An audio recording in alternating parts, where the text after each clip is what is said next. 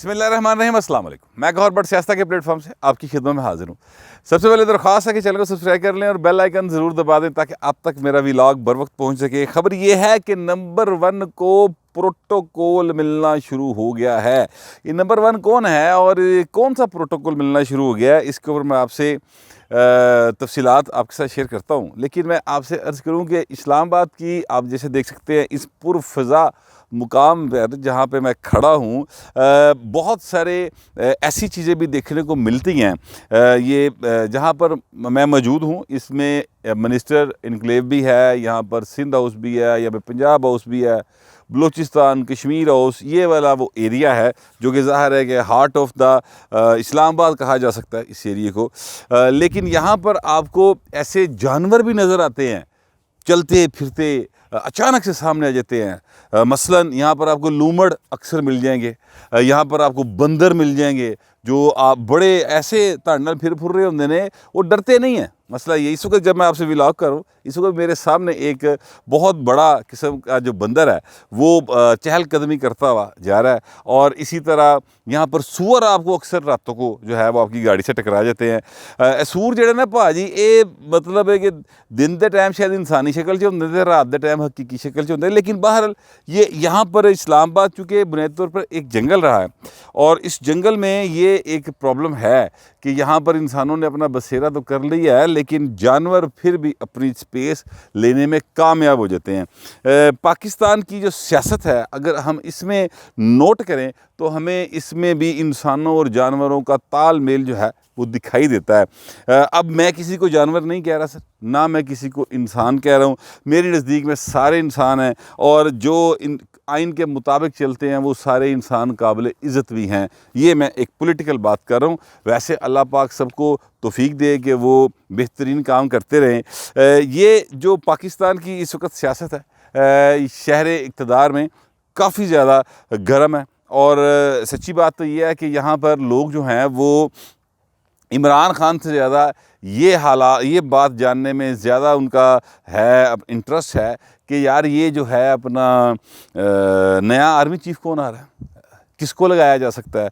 इस पर अपनी गवेड़ जी है वो ला रहे हैं, अपना अंदाज़ा जो है वो लगाया जाता है कि फ़लाँ हो सकता है, फ़लाँ हो सकता है, फ़लाँ हो सकता है। लेकिन बहरहाल इमरान खान ज़ेरे बहस ज़रूर हैं। मेरी 1-2 ऐसे लोगों से मुलाकातें हुई हैं, आज ही हुई हैं, जो बहुत ज़्यादा करीब हैं प्राइम मिनिस्टर शहबाज शरीफ के भी और बहुत ज़्यादा करीब हैं इस्टेब्लिशमेंट के भी। इस्टेब्लिशमेंट बोले तो जनरल बाजवा साहब के, ठीक है, उनके बहुत ज़्यादा करीब हैं। मेरी उनसे मुलाकातें हुई हैं आज और अचानक सरेराह हुई हैं और उन मुलाकातों के दौरान जो चीज़ मैंने फ़ील की है, जो मेरी सेंस है इमरान खान के बारे में, वो ये है कि जनाब ये बताएं कि इमरान खान आहर केड़ी मारते हैगा और वो क्या कर रहा है, इतनी डिले क्यों कर रहा है। तो उसमें जो बात सामने आई है वो ये है कि इमरान खान के पास और क्या चाह रहा है। देखिए इमरान खान को मेरे ज़ाती ख्याल में इस बात का अंदाज़ा हो गया कि वो नवा आर्मी चीफ़ वाली जो गेम है उससे पैन बार हो गए, ठीक है। ये मेरा ख्याल है कि उसको इस बात का अंदाज़ा हो चुका है और लिहाजा वो अब सिर्फ फेस सेविंग चाह रहा है। लेकिन मियां नवाज शरीफ ने ये बड़ा वाज़ेह तौर पे कह दिया कि जनाब फेस सेविंग जो है किसी सूरत उसको नहीं मिलेगी और कोई मुज़ाकरात उसके साथ नहीं किए जाएंगे। अब वो गुजरांवाला से आगे जब चलेंगे और मेरा ख्याल है कि आज के दिनों में गुजरांवाला जड़ा वो बाहर छड़ देना पड़ेगा, तो गुजरांवाला छड्डन के अगों तो भाएं कम स्पीड ही है ना। आज आप जैसा कि जानते हैं कि जुमेरात होगी, जुम्मे को उन्होंने पहुंचना था, नहीं आ रहे। अतवार पे की बात चली गई है, शायद अतवार से भी आगे चली जाए क्योंकि उनको कोई स्पेस नहीं मिल रही।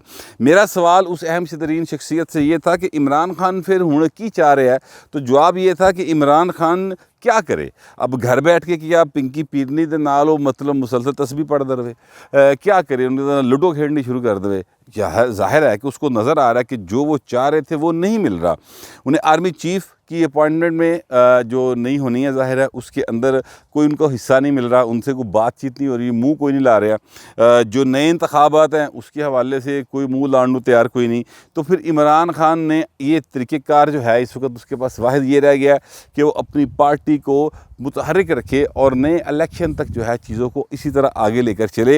जितना वो डिले से इस्लामाबाद पहुँचेगा उनका ख्याल है कि इतना उसके लिए फ़ायदेमंद है। अच्छा, अब इसमें एक चीज़ और बड़ी सोचने की है और समझने की है। मैं अक्सर आपसे कहता हूँ कि ये शबाज हैं अपना परवेज़ लाई साहब, इन्होंने तो भाई कभी इलाके के थानेदार ना बिगाड़ी नहीं। ये तो कभी भी नहीं हुआ कि वो इस्टेब्लिशमेंट के ख़िलाफ़ जाए। तो इस बारे में मेरी बात हुई कि जनाब ये क्यों वो अभी तक इमरान खान के साथ खड़े हैं। तो आगे से मुस्कुरा कर जवाब ये आया कि होर किथे जावे, यानी उहदे कोल केड़ी थां छड्डी है कि जनाब उत्थे चला जाए। हमने बुलाया था, हमारे कहने पर वो नहीं आए, वादे वूदे करके मिठाई मठूई खा के और जनाब चंगे कपड़े पा के परले पासे टुर पे। तो अब वहाँ पर चीज़ें ख़राब हो गई हैं। अब वहाँ पर रह के वो क्या कर रहे हैं एक्चुअली, सवाल ये है। कर वो ये रहे हैं सर कि इस्टेब्लिशमेंट को कहते हैं कि जनाब मैं खान साहब नूं समझा रहे हैं, ठीक है, कि तुसी जरा ना हथ हौला रखो, ब्रेक ते पैर रखो और तुसी मेहरबानी करो, फौज ना नहीं आपां वगाड़नी, इन्हां ना वगाड़े कोई नहीं जे चलिया। इस तरह की बातें जो हैं वो इमरान खान को कहते होंगे। दूसरी जो फौज है उसको ये कह रहे हैं कि जनाब मैं इमरान खान को समझा रहे हैं, ठीक है, लेकिन वो सुनता नहीं पिया। तो दोनों साइड के ऊपर वो अपनी पोजीशन को बरकरार रखे हुए हैं क्योंकि इमरान खान उनकी ज़रूरत है, फौज भी उनकी ज़रूरत है। एक पासे भाए ने जींदे थे, एक पासे जान है, जावे केड़े पासे। यानी कि अगर वो इमरान खान से बिगाड़ते हैं तो पंजाब में वजारत आला उनकी बरकरार नहीं रह पाती। अगर वो फौज से बिगाड़ते हैं तो भाई ने बहुत कुछ ही बरकरार नहीं रहता, बल्कि रहंदा ही कख नहीं। ये हालात परवेज़ लाई के बन सकते हैं। मोहन लाई के बहुत सारे केस हैं जो चल रहे हैं और वो ओपन एंड शट केस है सर, जिनको अपनी तरफ से उन्होंने ज़मानता करा ली हैं। लेकिन पाकिस्तान है, ज़ाहिर आप जानते हैं जब इस्टेब्लिशमेंट चाहती है हर शय खुल जाती है। लिहाजा परवेज़ लाई साहब जो हैं इस वक्त सिर्फ वो भी टाइम गेन कर रहे हैं। कितना टाइम मिलता है इक़्तिदार में, उतने टाइम में आप मज़े लुट लो मौज बहार वाला सीन उन्होंने वो लूट रहे हैं। अच्छा, मैं आपसे अर्ज़ करूँ कि एक यहाँ पर पाकिस्तान के जो हैं पावर कॉरिडोर्स, वहाँ पर जिस शख्सियत का बहुत ज़्यादा रोला पे है ना, वो उन पावर कॉरिडोर्स में वो यही है कि नवा आर्मी चीफ कौन होगा। अच्छा, अब जाहिर है कि ये बात तो या शहबाज शरीफ साहब को मालूम है या फिर मेरा ख्याल है शायद उनको मालूम होगी जो बनने जा रहे हैं। मेरा नहीं ख्याल वैसे कि उनको भी मालूम होगी, क्योंकि जब नोटिफिकेशन होगा तभी बात खुलेगी, या ज़ाहिर है नवाज शरीफ को मालूम होगी। अच्छा, मामला ये है कि शहर इक़्तिदार के अंदर ऐसी बहुत सारी आपको चीज़ें मिल जाती हैं जो कि मैं आपसे अर्ज़ करूँ कि उसमें इशारे होते हैं समझने वालों के लिए। कल एक तकरीब थी और तकरीब जो है वो एक पाकिस्तान के दोस्त मुल्क की तरफ से एक तकरीब थी और उस तकरीब में बहुत सारे इस्टेब्लिशमेंट के लोग मौजूद थे, एक दो वफाकी वज़रा मौजूद थे। वो तकरीब एक बड़े होटल में हुई। अच्छा, अब मेरा प्रॉब्लम ये है कि मैं उस मुल्क का नाम नहीं आपको बता सकता। मेरा प्रॉब्लम यह है कि वहाँ पर जो दो वफाकी वज़रा शरीक थे मैं उनका नाम आपको नहीं बता सकता। मेरा प्रॉब्लम यह है कि वहाँ पर जो इस्टेब्लिशमेंट के लोग मौजूद थे मैं उनके नाम आपको नहीं बता सकता। लेकिन मैं आपको इतना बता सकता हूँ कि उस एक्स्ट्रा ऑर्डनरी तकरीब के अंदर जो कि 2 से ढाई घंटे जारी रही, बड़ी खुल के बातें हुई, आपस में चंगियाँ पलियाँ जड़ियाँ ना, यानी गुफ्तगू वो बड़े फ्रैंक लेवल पे हुई, कैंडिड लेवल पे हुई। जो इस्टेब्लिशमेंट के लोग थे उन्होंने बड़ी खुल के बातें की। जो दो वफाकी वज़रा थे वो ज़रा झक्के जैसे, लेकिन फिर भी उन्होंने कोशिश की थी कि अपना जड़ा ना कॉन्फिडेंस वो बरकरार रखें। वहाँ पर जिस हमारे दोस्त मुल्क ने ये तकरीब अरेंज की हुई थी उसके जो एम्बेसडर थे या उनके जो दोस्त अमला था वो भी बहुत ज़्यादा यानी वो कैंडिड रवैये के साथ लोगों से मिल रहा था। तो इस तकरीब में जो अहम बात नज़र आई वो ये नज़र आई कि वहाँ पर कोई, मेरा ख्याल है जनरल बाजवा के सिवा तकरीबन सारे जर्नैल वहाँ पर जो उनके बाद आते हैं ना, तकरीबन सारे, ठीक है, वो 6-7 जने बल्कि सन, ठीक है, वो वहाँ पर मौजूद थे। और उन 6-7 में से एक को बाकायदा वो वाला प्रोटोकॉल मिला हुआ था जिस तरह होंदा नहीं कि मतलब है कि महफिल की जान है, ठीक है, उस तरह का प्रोटोकॉल था। और उनके आने में भी, उनके जाने में भी। और एक जो और बात देखी गई वो ये थी कि जनाब उनकी गुफ्तगू में, उनके बोलने के अंदाज में, उनके हाथ उठाने के अंदाज में, उनके किसी की तरफ तकण के अंदाज जो है काफ़ी ज़्यादा नज़ाकत, काफ़ी ज़्यादा जो है वो एक पाया जाता था कि जैसे वो हुक्मरान हों, जैसे वो ताकत में आ गए हों बहुत सारे।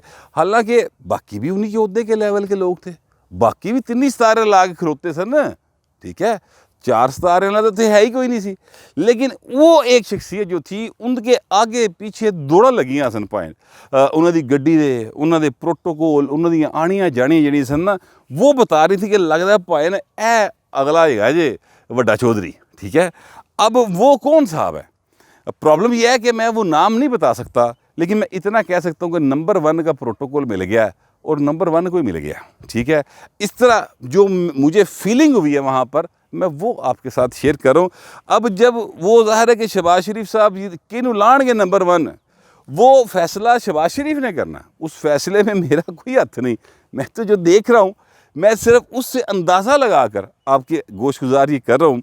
अच्छा, अब बात यह है कि जो गुफ्तगू है वो फिर भी जारी है कि नंबर 1 होएगा नंबर 1, ये नंबर 2 जड़ा नंबर 1 हो जाएगा, ये नंबर 4 जड़ा है वो जनाब जड़ा है ना वो हो जाएगा नंबर 1 हो जाएगा। और एक को तो खैर बाकायदा फाड़ी करार दे रहे हैं ना, उस वो तो किसी कंसिड्रेशन में नहीं आ रहा। और वो जाहिर है कि इमरान खान साहब वो के बारे में किसी ने मेरे साथ सही बात की है कि हुए तुम दोस्त जिसके दुश्मन उसका आसमां क्यों हो, तो वो भाएं वो जिदे नाल यारी पा लवे वो भाई गिट्टियों गुट्टियों लगा जाता है, उन्होंने नहीं छड़ता, वो मुस्तकबिल रोल मारदा है।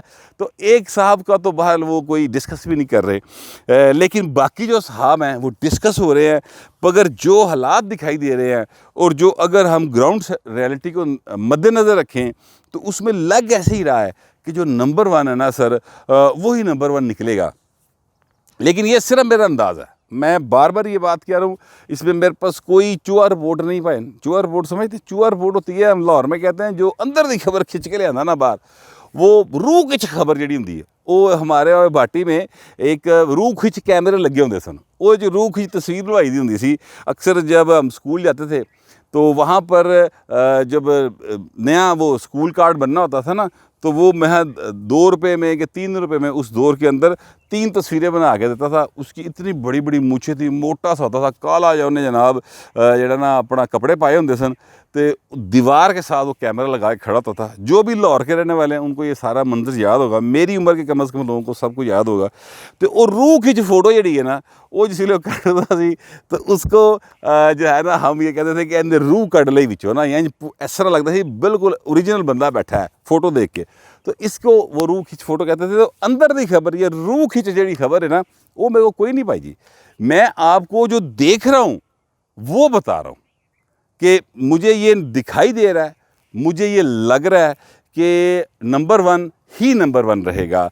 और जब इमरान खान को इस बात का अंदाज़ा हो गया है, देखिए यार सिंपल सी बात है, मैं तो कभी काउंसलर भी नहीं रहा, मैं जो इक़्तिदार की राहदारियाँ हैं इसमें आता जाता ज़रूर रहता हूँ, लेकिन बतौर सहाफ़ी रहता हूँ। मैं यहाँ पर हुक्मरान के तौर पे कभी नहीं रहा, और ज़ाहिर है ये मेरा काम भी नहीं है, ये जिनका काम है वो रहते हैं। तो अगर मुझे ये बात समझ आ रही है, मुझे दिखाई दे रही है, तो क्या इमरान को ये बात समझ नहीं आ रही होगी? 4 वारी वज़ीर आज़म रहा यार, ज़रूर आ रही होगी कि बाबू जी अपनी कहानी मुक्की पई है, सानू नो लिफ्ट द बोर्ड है बाकायदा, ठीक है। तो ये अगर उसको समझ आ रही है तो फिर वो जानबूझ के डिले कर रहा है, तरले तुरले पा रहा है, इधर उधर नस भज रहा है कि यार किसी तरीके ना मैनू जो है ना वो फेस सेविंग मिले। आपको याद होगा असद उमर की और परवेज़ खट्टक की एक प्रेस कॉन्फ्रेंस कल हुई और उसमें उन्होंने बिल्कुल क्लियर कट बात कह दी कि जनाब साडा इस्टैबलिशमेंट ना की तलक वास्ता सारे ही खेंगे ने, जिहड़ा लैफ्टिनेंट जनरल बन जाता है, जिहड़ा इस उहदे ते पहुंच जाता है, वो बहुत अच्छा है। यही वो तहरीक इंसाफ है जिसके चेयरमैन इमरान खान कहते थे कि जर्नैल आर्मी चीफ मेरिट पे लगाया जाए, ठीक है, बड़ा रोला पे सी। अब तहरीक इंसाफ एक्चुअली उस जो डिबेट थी और जो मुतालबा था उससे पीछे हट गई। उन्हें कहा भैन साडा को तल लग रही, इसलिए कि उन्हें समझ आ गई है कि उन्होंने दा हथ वस हुण नहीं पै रहा। अब हाँ ये है वो फेस सेविंग चाह रहे हैं किसी तरीके दे नाल कोई गवर्नमेंट जी वो कह दे कि चलो यार कोई गल नहीं मुज़ाकरात कर लो, आके बैठ जाओ तो बस फिर घर चले जाना। जिस तरह आपको याद होगा इनके कज़न ब्रदर थे तारुल कादरी साहब, तो वो भी एक रियासत बचाने का लेके निकले थे, हुण उन्होंने फेस सेविंग नहीं सी लभ रही। फिर कमर ज़मान कायरा साहब ने उनको फेस सेविंग दी थी, तो अब भी इमरान खान जो हैं वो फेस सेविंग ढूंढते फिरते हैं कि किसी तरह इज़्ज़त बच जाए। तो अभी मेरा ख्याल है कि जो मौजूदा हुक्मरान हैं और हुक्मरान जमातें हैं वो इनको फेस सेविंग देने के मूड में नहीं है। वो कहते इदा ये मूँह दहाण जोगा ना रहे। अभी वो ज़रा थोड़ा सा क्या कहते हैं मज़ा ले रहे, चस्का ले रहे इमरान खान की बेबसी का, और इस बेबसी के चस्के के अंदर वो इंजॉय कर रहे। बंदा भाई ना उन्हें बड़े इन्हों के लत्ते लेते हैं, बड़े तवे लाए ने भाई ने, तो अब वो ले रहे हैं। अब बारी इनकी है। बाहर मेरे पास जो इतलात थी और जो मेरा ख्याल था और जो मैंने ऑब्ज़र्व किया यहाँ पर रह के, वो मैंने आपके साथ शेयर कर दिया है। आप दूसरी दरख्वास्त ये है कि कमेंट ज़रूर कीजिएगा, मगर ज़रा तहज़ीब के साथ। फिर वक्त इतना ही, मिलते अगले व्लॉग में।